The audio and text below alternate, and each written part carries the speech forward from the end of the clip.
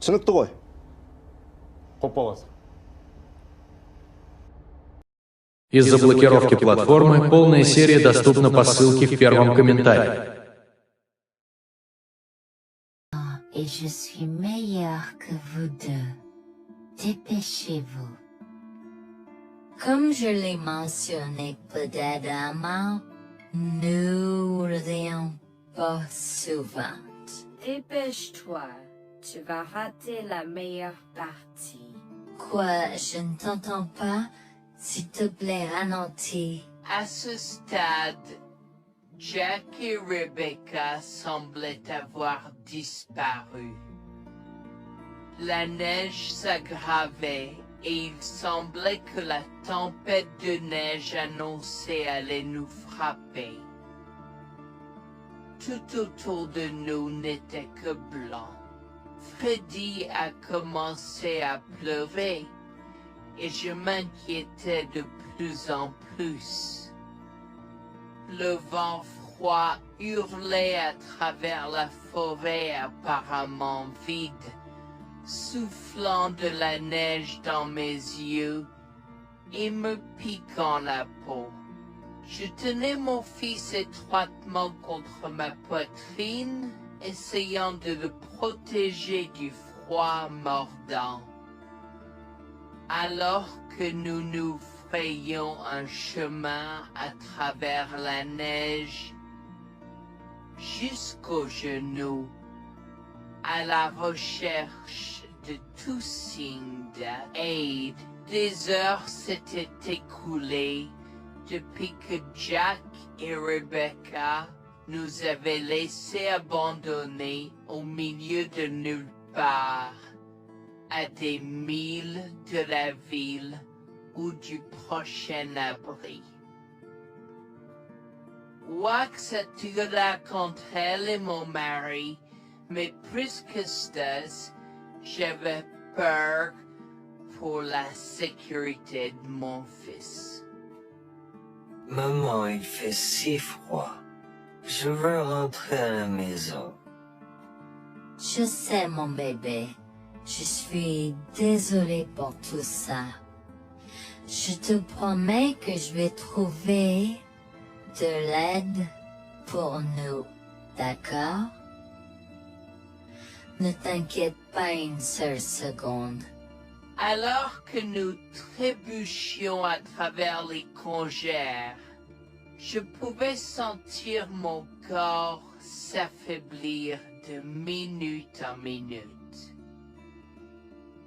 Je savais que nous ne pouvions pas survivre dehors pendant longtemps, et trouver un abri était la priorité numéro 1. Mais juste au moment où je pensais que tout espoir était perdu, une lumière faible est apparue dans le lointain. Nous avons trébuché vers elle à moitié aveugle et à moitié gelé, jusqu'à ce que nous atteignions enfin la petite cabane aperçue auparavant, avec ses bouffées de fumée qui s'élevaient toujours dans le vent rude, nichée dans une clairière. Avec les quelques forces qui me restaient, j'ai frappé à la porte aussi fort que possible et je me suis effondré dessus. Maintenant, qui pourrait, oh Harold, apporter de l'eau bouillante et des couverts tout de suite? Un couple âgé et gentil nous a accueillis. Ils étaient si aimables de nous permettre d'enlever nos vêtements gelés, de nous baigner dans l'eau qu'ils ont tirée pour nous et de nous asseoir près du feu avec une nouvelle paire de vêtements et leur offrant une soupe chaude et des couverture pour nous envelopper, nous nous sommes blottis ensemble dans la chaleur. Mes sentiments de colère et de frustration ont commencé à bouillir. Comment ont-ils pu faire ça? J'espère qu'ils viennent dehors. Il y a plus de gens dehors. Nous devons aller les chercher. Non, ne te dérange pas, c'est ma belle-mère et mon mari inutiles. Ils nous ont laissés là pour geler. Tu dis un mensonge. Pourquoi ferais-tu une chose si horrible? Je savais que Becky était toujours comme ça, mais Lucia, pas moyen qu'il nous ferait ça. Attends une seconde. Becky, ce nom me dit quelque chose. Est-ce la dame avec une fine silhouette, les lèvres pincées et sérieuses tout le temps? Porte-t-elle des lunettes pourpres et une taupe sur sa lèvre spéa? La même. Comment la connaissez-vous? Elle a l'habitude de parcourir ces régions, mais c'est bizarre de faire une telle chose pendant cette période où les tempêtes de neige sont abondantes. En fait, je ne l'ai jamais vue dans ces parages pendant cette période de l'année. Maintenant, chérie, s'il te plaît, dis-nous comment tu la connais. Je suis sa belle-fille. Nous sommes venus de Floride parce qu'elle n'avait jamais vu son petit-fils Freddy depuis sa naissance. Je voulais vraiment qu'ils se lient d'amitié et se connaissent, mais Anne semblait désintéressée, même après que nous soyons venus de si loin. Freddy était blotti contre moi, endormi dans mes bras, avec un sourire sur son visage. Dieu merci, il allait bien. Dieu merci, il était en sécurité. Comment son petit corps a survécu tout cela? Encore un mystère pour moi. Mais plus je le regardais, plus je devenais frustré par son père, inutile, et sa grand-mère. Elle est magnifique. Cela nous fait pleurer de savoir que cela se produit. Vous voyez, nous n'avons pas d'enfants. Nous ne pouvions pas en avoir. Alors nous avons décidé de venir vivre sur les montagnes. C'est la vie que nous avons toujours voulu, mais nous ne pouvons pas combler les lacunes dans nos cœurs. Donc, entendre que quelqu'un qui a la chance d'avoir un tel petit enfant a choisi d'être négligent est quelque chose que nous ne pouvons pas pardonner. Tu sais, j'ai toujours eu un drôle de pressentiment à propos de Becky, je te l'ai dit, Harold. Cette femme n'est pas normale dans sa tête. J'ai crié après eux leur disant d'attendre pour nous, mais ils ont juste continué à aller de l'avant. Ils m'entendaient, mais ils choisissaient de ne pas m'écouter. Pourquoi aurait-il fait ça? Parfois, nous ne savons pas pourquoi les gens font les mauvaises choses qu'ils font. Tout ce que nous pouvons faire, c'est faire de notre mieux. Nous avons continué à converser le reste de la soirée et aussi en colère que je fusse. Avec stade où je m'ai fait cheveux merger parce que je savais que Lucien et moi étions exécutés. Le matin est venu et il semblait que la tempête de neige se soit calmée. J'ai cherché sur divers sites web pour trouver des rapports météorologiques indiquant que c'était maintenant sûr de se déplacer dans la ville. Et la ville. J'ai échangé des coordonnées avec Georgina et Harold, les remerciant pour tout l'amour et les soins qu'ils nous ont montrés. Il n'y a pas besoin de nous remercier.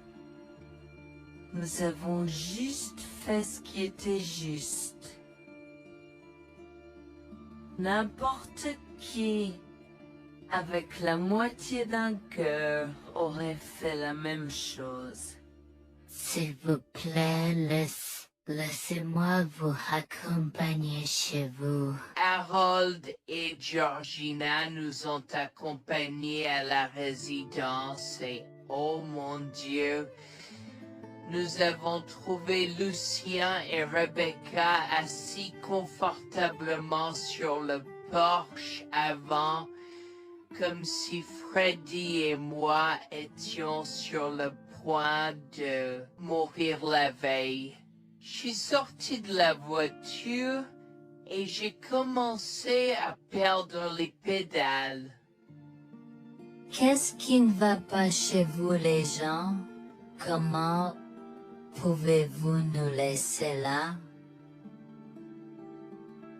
Tu nous ralentissais et nous voulions voir la cascade gelée. Est-ce que tu plaisantes? Freddy aurait pu mourir la nuit dernière. Tu t'en fous, vous, Lucien? Pour être juste, tu aurais pu simplement rester à la maison si tu n'étais vraiment pas prêt pour cette aventure. Je jure devant Dieu, à ce moment-là, ma vision est devenue rouge.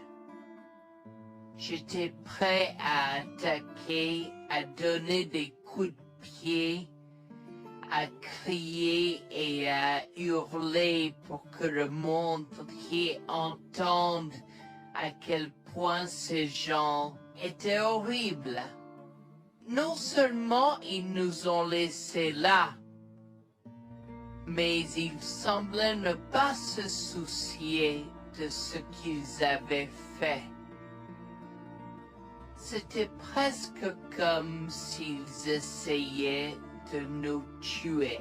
Avant que je ne puisse lancer une série d'actions et de mots qui ne pourraient pas être repris, Harold m'a retenu, me disant de me calmer, car Freddy était toujours dans la voiture avec Georgina. En assistant à toute cette scène, il m'a fallu un moment pour me calmer. Mais même si j'avais calmé, j'étais toujours agressif et argumentatif. Vous nous avez laissés là. Nous aurions pu mourir, Lucien. Tu t'en fous de ça? Tu t'en fous que ta mère ait essayé de nous tuer? Ne sois pas dramatique, Noémie. Elle n'essayait pas de faire ça. Regarde la raison pour laquelle nous ne sommes pas revenus te chercher parce que nous savions que tu trouverais de l'aide et un abri. Je veux dire, tu as toi-même indiqué cette cabane, n'est-ce pas? Il semble que tu aies obtenu l'aide dont tu avais besoin. Pas grâce à toi ou à ta mère. Je n'arrive pas à croire ce que je chauffe en ce moment. Assez, tout le monde. Ne me donne pas mal à la tête. Comment peux-tu être si froid et sans cœur envers ta femme? J'ai la moitié d'une idée de venir te frapper. Essaie, vieil homme. Je te mets au défi. Écoute, Noémie. Je suis désolée que tu n'aies pas pu gérer un peu le mauvais temps, mais je jure qu'il n'y avait aucune mauvaise intention de ma part. Écoute, Noémie, je suis désolé que tu n'aies pas pu gérer un peu le mauvais temps, mais je jure qu'il n'y avait aucune mauvaise intention de ma part. Oh oui. Pourquoi diable irais-tu faire de la randonnée à cette période de l'année? Nous ne te voyons jamais pendant cette période, alors quoi maintenant? Pourquoi maintenant quand tu as un enfant qui ne voulait que se connecter avec toi? Quelqu'un pourrait argumenter que ce niveau de négligence grossière était intentionnel, Becky. Tu es une personne malade et pathétique. Cela a semblé faire fondre l'extérieur froid et dur de Becky, qui avait l'air douloureuse, du moins pendant un instant, avant de revenir à son extérieur de méchante sorcière de l'Ouest. Je ne sais pas ce que tu essaies d'insinuer, mais si tu cherches une bataille, je peux t'assurer que tu la perdras. Tu oublies que je suis une femme riche. J'ai accès au meilleur. Voyons comment ton petit argument va se passer en cours, vieil homme. Vous êtes pas là avec votre malade joueuse. Je souhaite que vous restiez fiers. Tu sais quoi, Noémie? Je m'en fiche maintenant.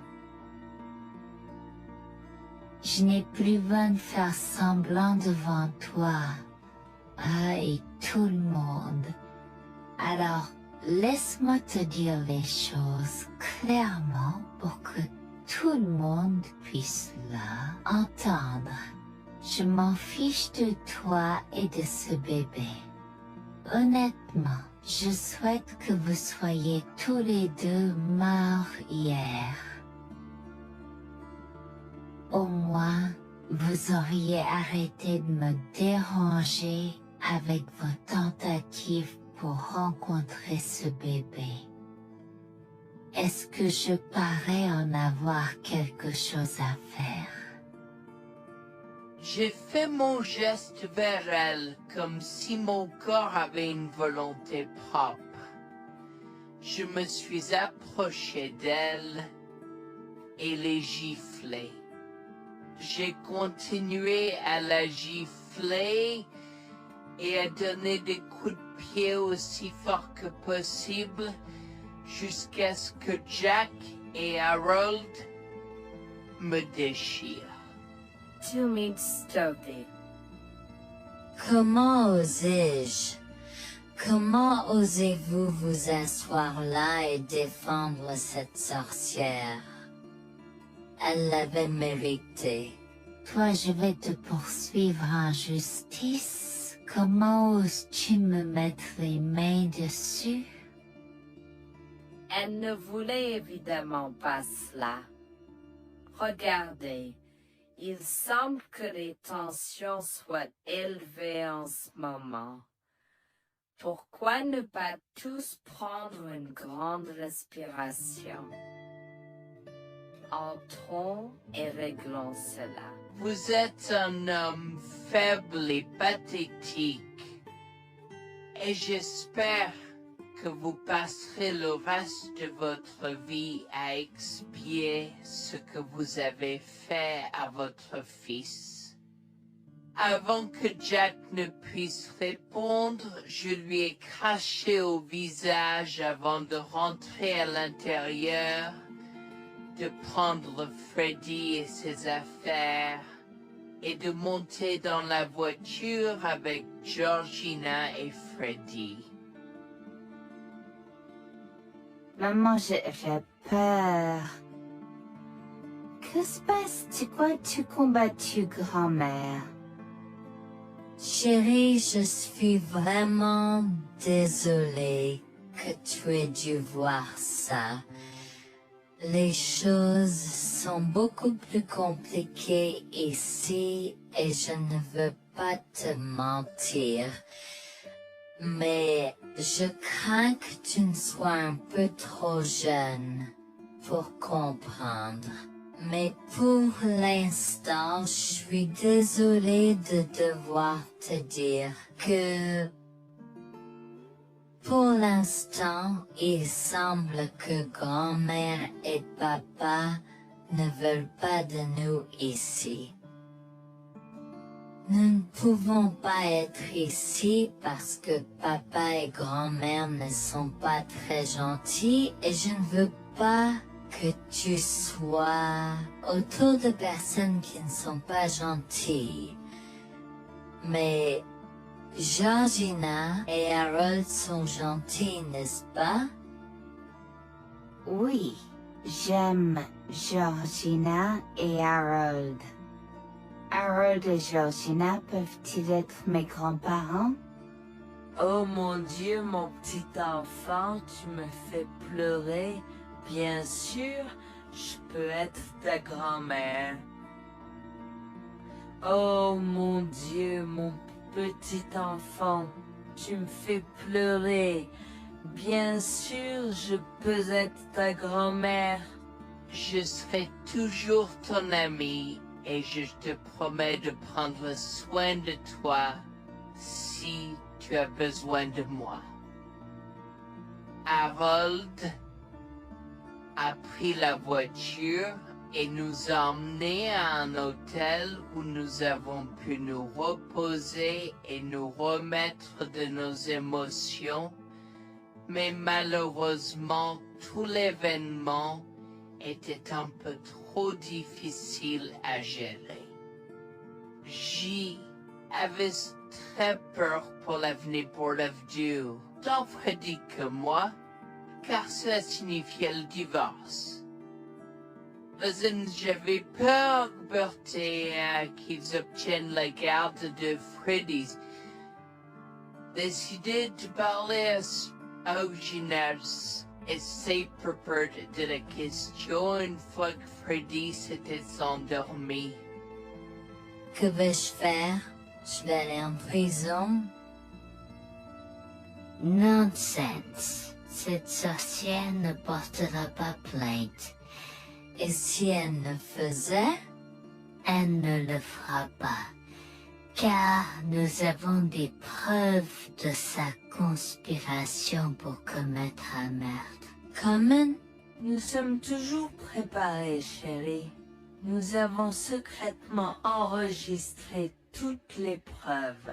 Maintenant, vous pouvez emporter cet enregistrement avec vous et l'utiliser contre votre mari et belle-mère au tribunal. Vous êtes des anges déguisés. Comment avez-vous fait ça? Quand? Comment? Chut, mon enfant, ne t'inquiète pas de tout ça. Écoute simplement l'enregistrement audio. Nous avons écouté et effectivement toutes les preuves avaient été enregistrées, y compris la partie où j'ai attaqué physiquement sa mère. Maintenant, ils vont me faire pour coups et blessures. Oh mon Dieu, pourquoi je fais ça? Maintenant, Bonjour, je m'appelle Jeanne et j'ai 37 ans. Je rédige ceci parce que l'année dernière a été très difficile pour moi et mon mari Jules. Nous avons beaucoup progressé depuis cet incident et je veux juste partager cette histoire pour aider quiconque pourrait se trouver dans une position similaire. Laissez-moi d'abord vous raconter comment j'ai rencontré mon mari, adorable. Tout a commencé de la manière la plus inattendue, dans un hôpital. Jules et moi nous sommes retrouvés à passer une longue nuit devant la salle d'urgence remplie d'inquiétude et incapables de partir. Jules était là parce que sa sœur avait eu un grave accident de voiture alors que ma mère a souffert d'une crise cardiaque. Dans cet espace partagé d'inquiétude et d'incertitude, nous avons trouvé du réconfort dans la présence de l'autre. Nous avons parlé facilement, découvrant un terrain d'entente et une compréhension réelle. Comme nous avons réalisé que cela prendrait un certain temps avant d'avoir des nouvelles des médecins, nous avons décidé de faire une pause et de prendre un café au café de l'hôpital. Nous ne savions pas que ces rencontres fortuites allaient changer nos vies à jamais. Au fur et à mesure que la nuit se transformait en aube, nous avons échangé des numéros avant de nous séparer à contre-séance. Pendant que la condition de ma mère se stabilisait et qu'elle commençait sa convalescence, la sœur de Jules faisait face à un voyage plus difficile. L'accident l'avait laissée avec de graves lésions de la moelle épinière et des blessures cérébrales, et elle était paralysée de la taille aux pieds. Jules était dévasté, partagé entre le soulagement qu'elle ait survécu et la tristesse face aux défis qu'elle allait maintenant affronter. Au cours des mois suivants, Jules et moi sommes restés en contact, nous nous soutenons émotionnellement pendant les convalescences de nos proches. Nos conversations ont progressivement changé, nous permettant de partager nos espoirs, nos rêves et nos peurs. Dans l'un de ces échanges sincères, Jules a eu le courage de m'inviter à prendre un café, un rappel significatif de l'endroit où notre connexion avait d'abord fleuri. Notre amour a grandi rapidement, alimenté par la fondation que nous avons construite pendant nos moments les plus sombres. Welfare vers la réalité de l'autre et avons avoir Cela n'a pas pris longtemps pour que nous réalisions que nous avions trouvé quelque chose de vraiment spécial. Après 2 ans de fréquentation, Jules m'a demandé en mariage. Avec une joie débordante, j'ai dit oui avec enthousiasme. Notre mariage était une petite et intime célébration, honorant l'amour qui est né de nos épreuves partagées. À ce moment-là, la sœur de Jules avait besoin de soins spécialisés, et il, étant le membre de la famille le plus proche, a pris la responsabilité. Cependant, il avait également besoin d'un travail temps plein pour gérer les factures qui s'accumulaient. Inquiète qu'il soit accablé, Jules a travaillé sans relâche pour subvenir aux besoins de sa sœur et de notre avenir ensemble. Un jour, je l'ai assis et l'ai rassuré en lui disant que nous étions une équipe faisant le défi de la vie ensemble. Chérie, j'ai besoin de te parler de quelque chose d'important. S'il te plaît, prends place. De quoi s'agit-il? Tu as l'air sérieuse, tout va bien? D'une certaine manière, non. Je t'ai vu lutter pendant un certain temps maintenant. Tu sais que tu peux me demander de l'aide, n'est-ce pas? Bien sûr que je le sais. Je ne veux juste pas t'imposer mes problèmes, tu sais. Mon chéri, nous sommes une équipe. Je veux que tu te souviennes toujours de ça. Nous faisons face aux défis de la vie ensemble et il n'y a rien d'individuel dans notre relation, seulement la nôtre. Je veux te soutenir, toi et ta sœur, de toutes les manières possibles. Cela signifie beaucoup pour moi, bébé. Tu as été incroyable tout au long de tout cela. Je ne sais pas ce que je ferais sans toi. C'est exactement pourquoi je voulais en parler. J'ai réfléchi à la prise en charge d'Abby et à l'impact que cela a sur ton travail. Et si nous envisageons de la placer dans une maison de retraite? Et avant que tu ne poses la question, je connais une bonne où ma grand-mère était vraiment heureuse.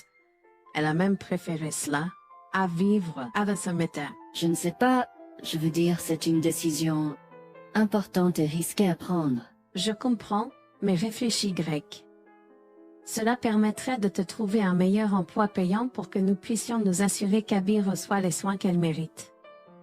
Nous pouvons la visiter régulièrement et être toujours là pour elle.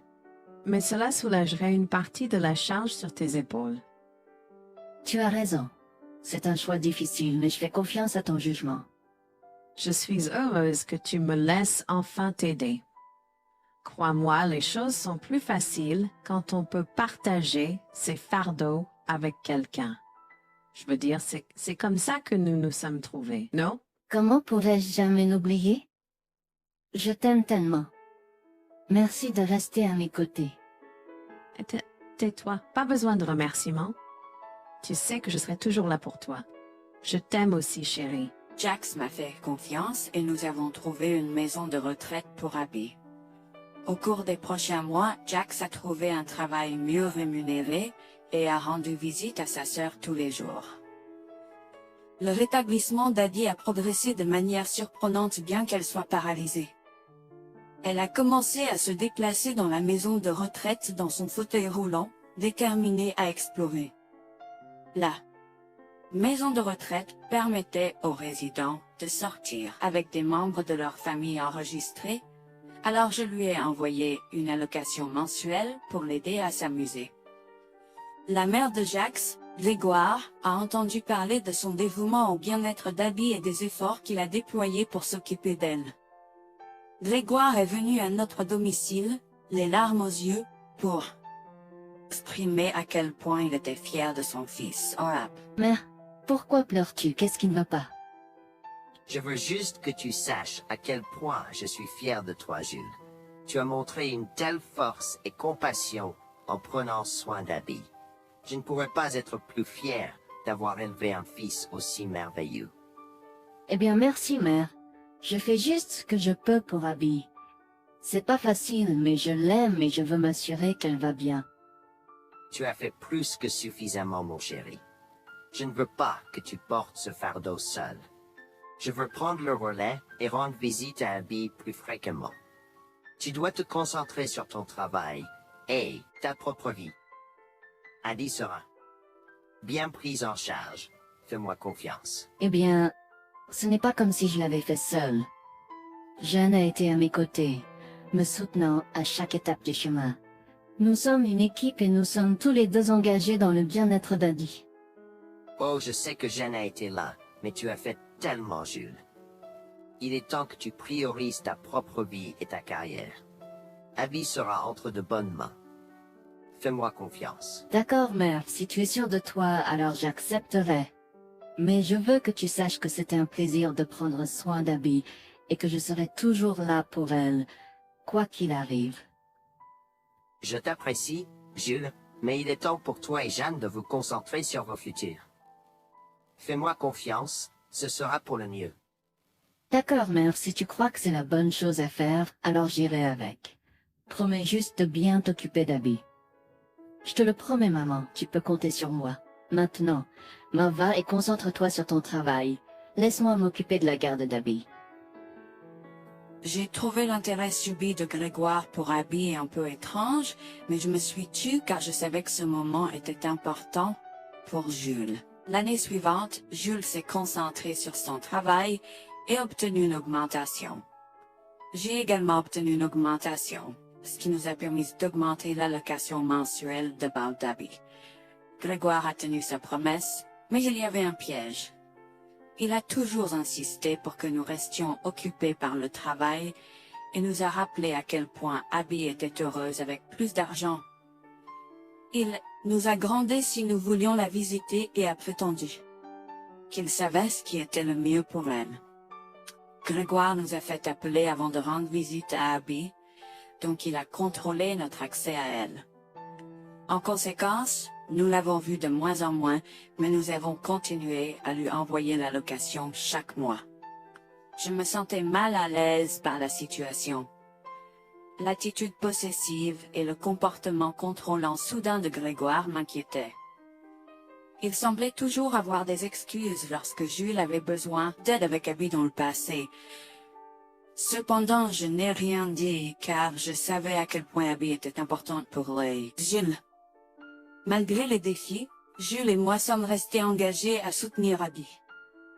Nous avons tenu notre promesse de fournir une assistance financière, même si nous ne pouvions pas être avec elle autant. Nous avons cru qu'Abby méritait les meilleurs soins.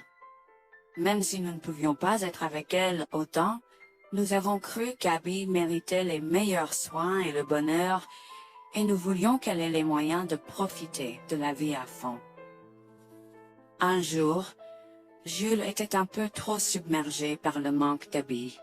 Nous nous étions tous les deux beaucoup impliqués dans le travail et n'avions pas eu le temps de lui rendre visite. Nous avons décidé de lui rendre visite sur un coup de tête.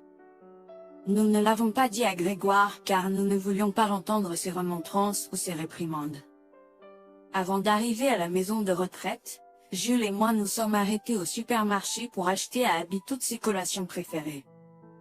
Nous étions tous les deux très excités de la voir et de passer du temps de qualité avec elle. J'ai même apporté ma Nintendo Switch pour qu'elle puisse y jouer. Nous sommes entrés et avons immédiatement commencé à chercher Abby, mais nous ne pouvions pas la voir nulle part. Je pensais qu'elle était probablement partie pour un rendez-vous chez le médecin ou qu'elle était probablement dans le jardin. Nous avons trouvé l'infirmière d'Abby, Mme Smith. Elle nous a regardés avec confusion. « Excusez-moi, pourriez-vous nous dire où est Abby? Nous la cherchons. » Charlie, ne savez-vous pas ce qui s'est passé? Non, nous n'en savons rien. S'il vous plaît, dites-le nous. Que s'est-il passé? Est-ce que Abby va bien? J'ai essayé de contacter Grégoire car il a insisté pour être le point de contact pour toutes les informations concernant Abby, mais il n'a jamais répondu à mes appels. S'il vous plaît, dites-nous simplement ce qui s'est passé. Est-ce que Abby va bien? Je suis vraiment désolée de vous apprendre cette nouvelle. Alors que nous administrions un nouveau médicament à Abby, son corps a eu une réaction sévère. Elle est tombée en état de choc, malgré nos efforts, il a été. Quoi? Quand cela s'est-il produit? Cela s'est produit il y a 2 mois. 2 mois? Comment cela est-il possible? Pourquoi n'avons-nous pas été informés? Je m'excuse pour cette omission. Nous essayons de joindre Grégoire comme il l'avait demandé, mais il semble qu'il n'a jamais reçu nos appels. C'est incroyable. Nous aurions dû être au courant, nous aurions dû appeler Abby. Merci de nous l'avoir dit, Manager Smith. Nous aurons besoin de temps pour traiter cela. Pouvez-vous nous laisser un peu d'intimité? Bien sûr, prenez tout le temps dont vous avez besoin. Je serai là si vous avez des questions ou si vous avez besoin d'aide. Je suis vraiment désolée pour votre perte. Je pouvais sentir le monde de Jules s'effondrer et le mien aussi. Bien que Abby ne soit pas ma propre sœur, je la traitais comme telle. Je m'efforçais de la connaître. Au fil du temps, je suis absolument tombée amoureuse d'elle. Nous étions comme des sœurs. Abby a été si pleine de vie malgré sa situation. Jules était un désordre de larmes, pendant que je ne pouvais tout simplement pas me résoudre à pleurer. Je me sentais tellement engourdie. Je ne pouvais pas croire que Abby était partie. Je me sentais tellement coupable qu'elle ait souffert toute seule. Je me sentais tellement coupable de ne jamais avoir pris le temps de la rencontrer. Serait-ce différent si je l'avais visitée? Je savais que Jules se sentait de la même manière que moi. Je savais que nous ne pouvions pas continuer à rester là et à pleurer. Alors je l'ai guidée gentiment hors de l'installation. Le trajet de retour à la maison était silencieux, alors que le chagrin enveloppait nos âmes. Quand nous sommes arrivés à la maison, nous nous sommes tous les deux effondrés en pleurs dans les bras, un de l'autre. Nous avons pleuré et pleuré pendant ce qui semblait être des heures. Jules était furieux que nous n'ayons même pas pu dire au revoir à Abby. Je me sentais de la même façon. De plus, j'étais triste que Abby n'ait probablement jamais eu de funérailles non plus. À ce moment-là, j'ai eu une soudaine réalisation qui m'a frappé dur. Grégoire était censé prendre soin de Abby, mais quelque chose n'allait pas. J'ai demandé à Jules s'il avait entendu quoi que ce soit de sa mère, mais il n'avait rien entendu. Alors que nous rassemblions les pièces, la colère bouillonnait en nous. Nous avons réalisé à quel point Grégoire nous avait manipulés avec soin, nous volant notre connexion à Abby et profitant de notre gentillesse. Le fait qu'elle ait probablement pris toute l'allocation d'Abby pour elle-même, la laissant sans rien, a encore plus attisé notre colère. Jules était prêt à confronter sa mère, mais j'ai réussi à réfléchir plus clairement. Chérie, je sais que tu es furieux et veux confronter ta mère, mais réfléchis en grec. Je ne veux pas y réfléchir. Je veux lui demander pourquoi elle a fait ça. Qu'a-t-elle gagné à faire ça à Abby? Moi aussi, je veux savoir la même chose, mais tu sais qu'elle niera tout ce que nous disons ou trouvera un moyen de nous blâmer pour tout. Regarde, le jour où nous donnons habituellement l'allocation d'Abby approche bientôt. Que se passera-t-il si Grégoire se présente à notre porte en réclamant l'argent? Tu penses qu'elle oserait se montrer ici après tout ce qu'elle a fait? C'est possible, chérie. Si elle le fait, ce sera son aveu involontaire envers nous. Nous pourrons l'utiliser comme preuve. Oui, et puis, nous pourrons exposer ses méfaits maléfiques à tous. Exposer sa méchanceté devant tout le monde peut ne pas être la meilleure chose à faire pour l'instant. Réunissons des preuves et engageons une action en justice à la place. D'accord, tu as raison. Nous devons aborder cela de manière stratégique. Nous allons suivre ton plan et rassembler les preuves dont nous avons besoin. Il est temps que Grégoire fasse face aux conséquences de ses actes. Nous avons tous deux pris une semaine de congé. En retournant dans la maison de retraite, nous avons recueilli le certificat de décès d'Abby comme preuve. Nous avons également consulté un avocat pour porter plainte contre Grégoire pour avoir volé une personne handicapée. Comme je l'avais prévu, Grégoire est venu frapper à notre porte en réclamant l'allocation de sa fille. Où est l'allocation d'Abby? J'attends. Pourquoi devrions-nous envoyer l'argent d'Abby à toi, mère? Qu'as-tu fait pour elle? Qu'est-ce que j'ai fait? Tu veux dire ce que je n'ai pas fait pour cet enfant insolent? Attends une minute, Grégoire. Comment as-tu exactement pris soin d'Abby? Je lui achète toute la nourriture qu'elle veut, et je réponds à tous ses caprices. Je m'assure même qu'elle prend ses médicaments quand je la visite. C'est génial. Quand as-tu vu Abby pour la dernière fois? Je l'ai visitée hier. Je suis seulement ici parce qu'elle s'inquiète que tu ne lui aies pas envoyé son allocation.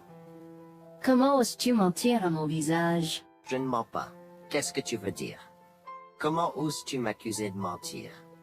Tu es aussi ingrat qu'Abby. Sans hésiter, je tends à Grégoire le certificat de décès d'Abby, ma dégoût visible dans mes yeux, alors qu'elle le regarde avec stupeur. Grégoire a vacillé, tentant de s'excuser. Quoi? Non, ce n'est pas vrai. Ma petite fille. Je suis désolé, Jules. Je suis désolé. Enregistre tes excuses, mère. Tu n'as fait que l'insulter depuis que tu es arrivée. Tu es dégoûtante. Nous avons déjà engagé des poursuites judiciaires contre toi pour tes crimes. Nous avons des preuves de ta négligence. À bien, tribunal. S'il te plaît, Jules, ne fais pas ça. Je souffre autant que toi. S'il te plaît. Arrête. Quitte notre maison et ne nous adresse plus jamais la parole. Nous ne voulons plus rien avoir à faire avec toi. S'il te plaît, ne me conduis pas en justice. Je suis désolé. Il est trop tard pour les excuses. Tu as fait tes choix et tu devras maintenant assumer les conséquences de tes actes. Petit à petit, Jules et moi avons pris des précautions et enregistré notre conversation avec Grégoire. Cette preuve supplémentaire a joué en notre faveur et la Cour a statué que Grégoire devait nous rembourser, y compris les taux d'intérêt similaires à ceux pratiqués par les banques. Elle devra nous verser des mensualités pendant les prochaines années. Jules est allé plus loin et a partagé l'enregistrement avec le reste de sa famille élargie.